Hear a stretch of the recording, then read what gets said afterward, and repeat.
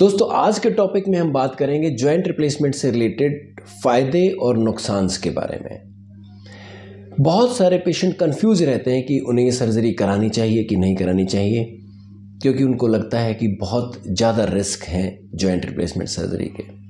तो आज का टॉपिक इसीलिए हमने ये चुना है कि ताकि ऐसे लोग जो जॉइंट रिप्लेसमेंट कराना चाहते हैं उनका कन्फ्यूजन दूर हो सके और वो एक अच्छा डिसीजन ले सकें। तो शुरू करते हैं दोस्तों। सबसे पहले बात करते हैं फ़ायदे की। जॉइंट रिप्लेसमेंट से जुड़े हुए फ़ायदे में सबसे बड़ा फ़ायदा ये है कि पेशेंट दोबारा अपनी लाइफ में आ जाता है। पेशेंट दोबारा से चलना फिरना शुरू कर देते हैं। जब पेशेंट चलना फिरना शुरू कर देता है तो उनकी ओवरऑल हेल्थ इंप्रूव करती है, उनका स्वास्थ्य पहले से बेहतर हो जाता है। जब पेशेंट चलना फिरना शुरू करता है, कार चला सकता है, बाइक चला सकता है, साइकिल चला सकता है, तो पेशेंट अपने रिलेटिव्स के इधर उधर जाना शुरू करता है। पेशेंट अलग अलग फंक्शंस अटेंड करना शुरू करता है, यानी पेशेंट की सोशल लाइफ काफ़ी बेहतर हो जाती है। पेशेंट अपने ऐसे बुजुर्ग पेशेंट जो विदेशों में जिनके बच्चे पढ़ते हैं उनके पास जाने का उनका मन करने लग जाता है या उनके पास जाना शुरू कर देते हैं। दूसरा तीसरा बड़ा फ़ायदा ये है कि पेशेंट का दर्द खत्म हो जाता है। पेशेंट का दर्द खत्म हो जाता है तो दर्द की दवाइयाँ बंद हो जाती हैं। दर्द की दवाइयाँ बंद हो जाती हैं तो दर्द की दवाइयों से रिलेटेड उनके साइड इफ़ेक्ट से बच जाता है।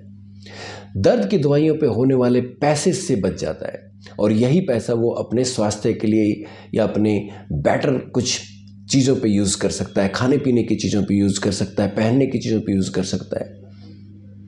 पेशेंट का और बड़ा फ़ायदा ये है कि पेशेंट कुछ लोग ऐसे हैं जिनको डायबिटीज़ है, ब्लड प्रेशर है, तो उनमें इम्प्रूवमेंट होता है।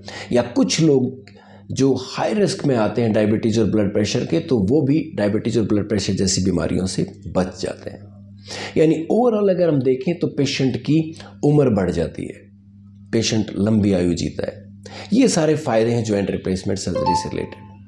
अगर नुकसान की बात करें तो जॉइंट रिप्लेसमेंट सर्जरी से रिलेटेड 4 मेन नुकसान कह सकते हैं। पहला सबसे बड़ा नुकसान जिसको हम मानते हैं वो इन्फेक्शन है, कि जॉइंट में बदले हुए जॉइंट में इन्फेक्शन ना हो जाए। हालांकि उसका परसेंटेज रेट सिर्फ 1% है, यानी 99% पेशेंट्स में इन्फेक्शन नहीं होता है। दूसरा नुकसान अगर हम माने तो वो है डीवीटी एंड पल्मोनरी एम्बोलिज्म, यानी deep vein thrombosis and pulmonary embolism. हालांकि डीवीटी के चांसेस सिर्फ 3% माने गए हैं और पल्मोनरी एम्बोलिज्म के 1.5%, यानी मोर देन 97% पेशेंट्स में ये भी नहीं होता है।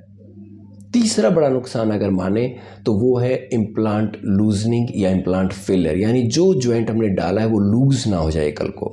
हालांकि लॉन्ग हिस्ट्री में, लॉन्ग रिसर्च पे ये देखा गया है कि 85% पेशेंट में इम्प्लांट 25 साल तक चलता है और 85 to 90% पेशेंट्स में 85 to 90% पेशेंट में तो ये 15 से 20 साल चलता ही चलता है। यानी अगेन इम्प्लांट लूजनिंग का डर भी बहुत कम परसेंटेज है।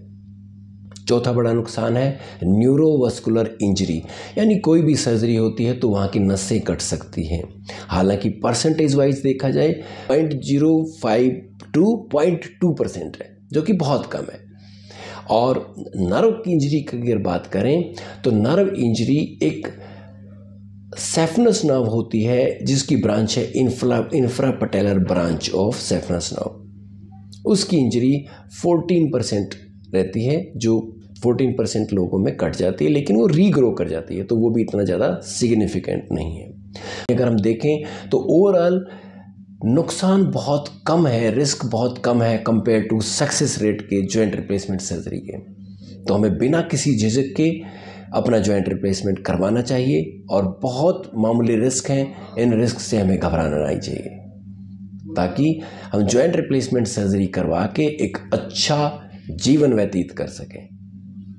मुझे आशा है कि इस वीडियो के बाद आपको अपने जॉइंट से रिलेटेड डिसीजन लेने में काफ़ी हेल्प मिलेगी और ऐसे ही बोन, जॉइंट एंड स्पाइन से रिलेटेड हेल्थ वीडियोस देखने के लिए आप हमारे चैनल को लाइक एंड सब्सक्राइब जरूर करें।